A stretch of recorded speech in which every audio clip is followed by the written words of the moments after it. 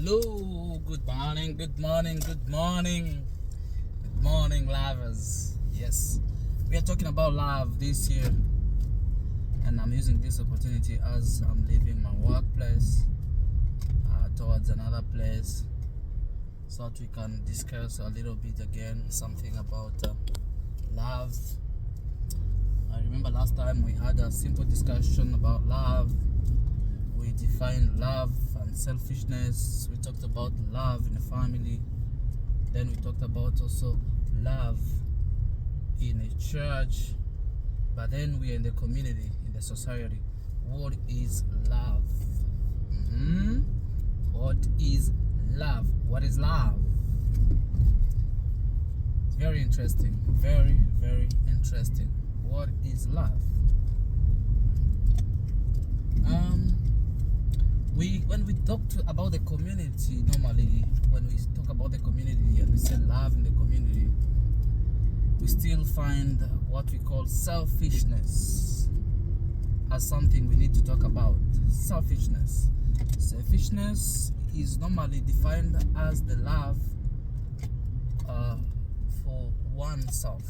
People love themselves and always prioritize their interests over the community's interests.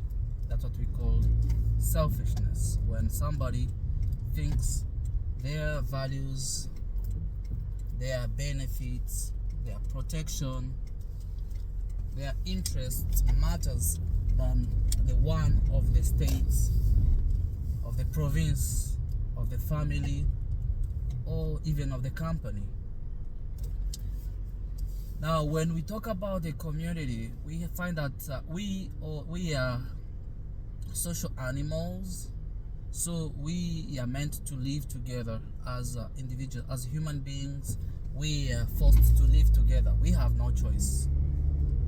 Even those we don't love, we are still forced to share with them the same roof, the same air, the same schools, the same hospitals. We are in the same world, so we are forced to stay together. Then how do we live as social humans? Normally we have one problem. We have resources that are there for all of us, and then when we are selfish, we always want to take advantage of them individually. But how do those resources come in place? I will understand that there is no one who can be everything in the world. If we have pastors, we have also teachers, we have also soldiers, we have also policemen, we have also drivers, we have mechanics, we have construction engineers, we have many types of people in the world, and we are interdependent. There is no one who is self-sufficient. Everyone is dependent to another in one way or another. When I am important to you, you are also important to me. And that is what we call community or society. And then I wonder, when somebody doesn't want to love others and they love themselves, it's not possible one to love themselves without loving the community or the society. Because let me ask you, if you have a hospital, who are the clients of the hospital? Who are the patients? It's the community. So if you have a community of poor people, who will come to your hospital and pay the bill? No one. So what is love? And in this case, I think now love is you, the owner of the hospital, trying to empower every villager in your community to be able to pay for their bills so that you can make more profits, right? If you are a pastor and you are in church, that means you're waiting for offertory, you're waiting for the tithe. And if you have poor people, if you have meager sheep, that means you're not going to get enough milk. Which means you will have to make sure your sheep eat well so that they can be fat, you can get good income. If you are an administrator of a school, you will want your school to have those children who will perform and carry the name of your school father. We know there are those names, those universities that are spoken about in the world, and when it is spoken, when somebody says my son went to Harvard University, everyone feels like, wow, I want my son to go there too. When somebody says he was at Oxford, everyone feels like yes. So who doesn't want their school to be like that one? But who makes that like this? It's because you have people who can afford those schools. They can pay so that you can get good professors, and also these people are performing well, so they are successful. It's their success that carries their name. If today I am in America, in USA, now in New York, if I went somewhere in a certain school, it will always be known that I went to that school. Like Groupe Scolaire du Mont Sinaï, where I completed my high school, it will be known in case I got a certain position in this state, right? So that means if you wish me well, then you benefit. But if you don't, you lose out, right? And that is something that we have failed to understand as human beings. Yes, I understand that we are competitive. We want to get the best. But let's know that you cannot get the best out of nothing. There is always a lot. When there is scarcity, there is competition. But let it be a healthy competition. Let's compete without hurting each other. Let's compete without killing each other. I think that will be much better. The sky is wide. There is enough space for everyone to move his wings. That's what I think. And I think we should adopt that and accept that this world is big enough for all of us. There is enough resources for all of us. That one who did not get today, they will get tomorrow. Okay? Yes, we compete. You'll see a very beautiful girl, you want her, and there is somebody else who wants the same girl. But the girl has a choice to choose. She says, no, I want that guy who is stable, he's respectful, he got money, he got projects, he thinks well, he speaks well, and she goes with that one. So me, who did not get that one, I lose out. But if I love her really, I wish her well. I wish, I know she will hear this, but I wish her well. She left me because she got somebody better than me. I cried, but I pray that she stays with the person she wants, the person she loves, the person she values. It's because when she compared me with the other person, we weren't at the same level, okay?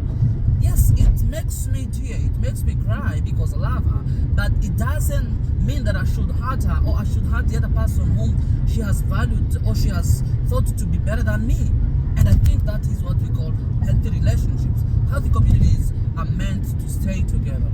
We are all customers of each other. We are the sources of income for another person, and that is what will help us to grow. If you are having a poultry, those chicken will be bought by your neighbors. So help your neighbors get good jobs so that they can come and buy eggs, they can come and buy bread, so that your shop can get more purchases. Okay? Why do you want to be the only person who is successful and everyone else should be a failure, and you want to be successful? You can't succeed. If you have a shop of phones, you're bringing iPhone 15, you cannot take them to a refugee camp somewhere in Nakivale. No, because how many people will afford it? Maybe 2 or 1. So will you make business there? You will not, of course, you will not.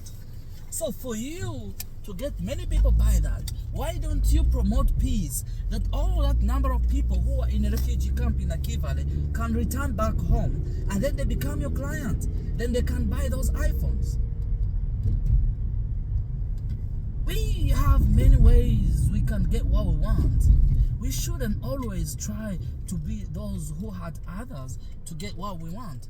We should at least sometimes accept the little, accept to give up something for the benefit or for the interest of the whole community, of our biggest number.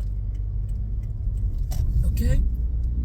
You are competing, of course, to be better, yes, but you cannot fail to be 2 better people. It doesn't mean, like, if in your family you are a millionaire, for somebody else in your family to become a millionaire, you should go down. You have not gone down. No, you are still a millionaire, but the family has 2 millionaires. You don't need to be that person they will all depend on. If you are a member of parliament and you come from a place, MPs in Congo, they call them députés.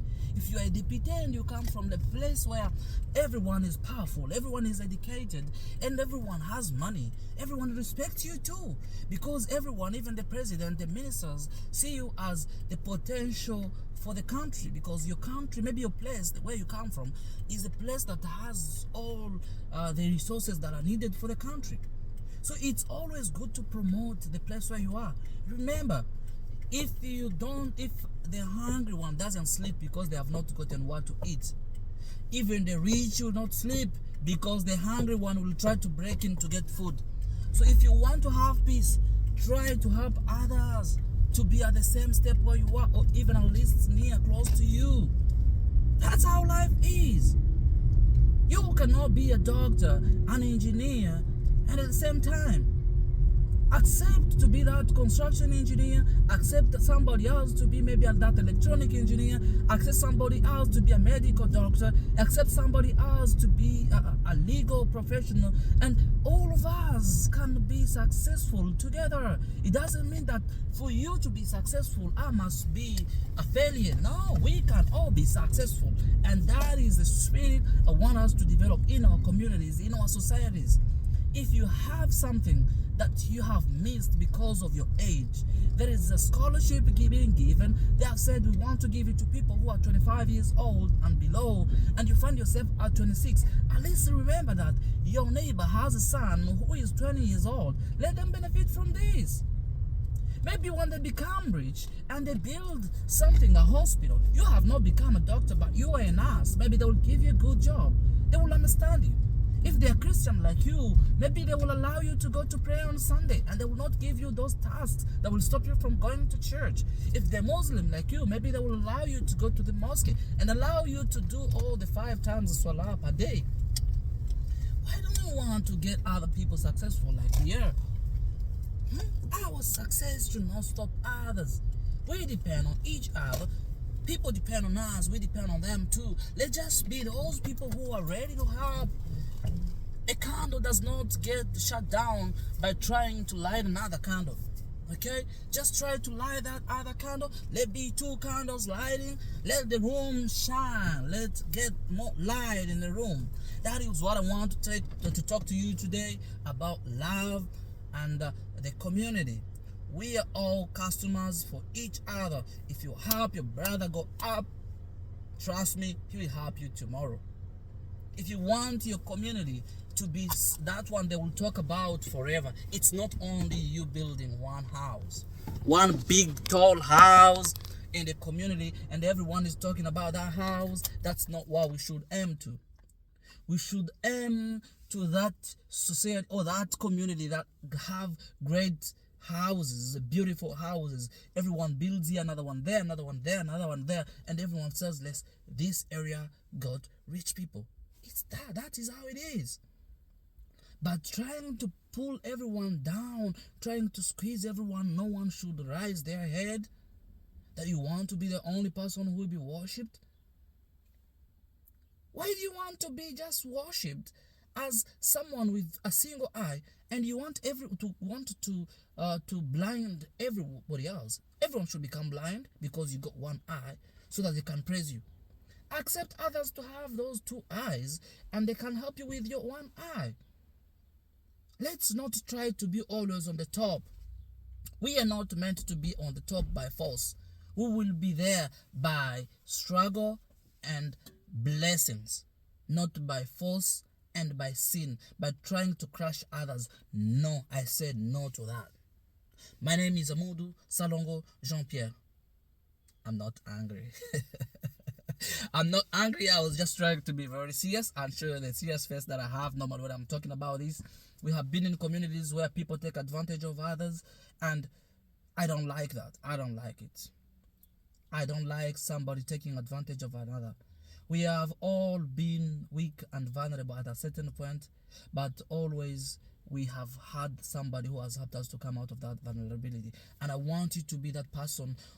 You want to be the reason why somebody will praise God to have left a certain situation. Yes, they may not be grateful to you. They may call you a fool, a failure, somebody who doesn't help. But as long as you know that you helped, that's enough. That's enough, my brother. It's enough, my sister. Do what you can when you can, and let God do the rest. You don't know that maybe this will come back to your children or your grandchildren in the future. This gentleman or a lady you have helped today may be ungrateful to you. Yes, that's right. They're ungrateful to you. With their children, be too. If yes, it's all right. What about their great grandchildren?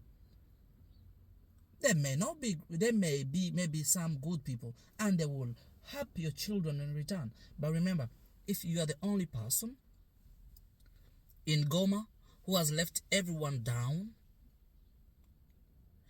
that means all Goma will go down and will have nothing for themselves, and they will have to depend on others, on other countries, or maybe other cities. And that's not what we want for ourselves. We want to use the little that we have now to help others have more tomorrow, because those who will have more tomorrow will help us, our children, or other descendants even after 1,000 years. That's the spirit I want us to have from now on. My name is Amudo again. I love you. Thank you.